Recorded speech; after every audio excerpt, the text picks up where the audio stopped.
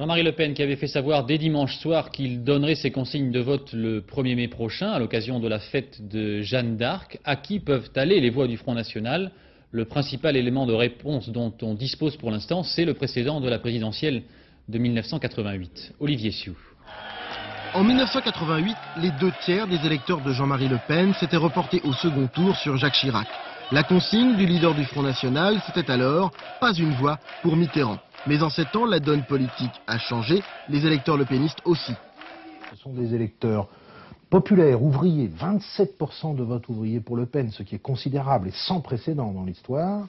Ce sont des électeurs lepénistes, Front National, il a ramassé tout l'électorat frontiste. Et enfin, ce sont des électeurs obsédés par les immigrés. L'immigration est la seule question qui compte à leurs yeux.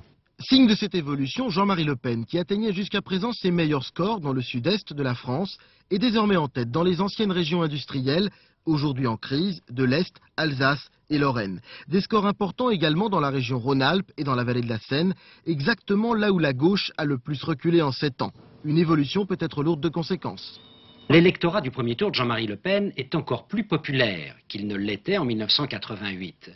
Et on peut estimer que toute une partie de cet électorat extrêmement populaire se retrouvera peut-être davantage dans le candidat de la gauche, identifié au peuple, plutôt que dans le candidat de la droite.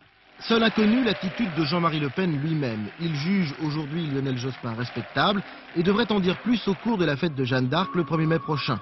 Exactement comme il l'avait fait il y a 7 ans.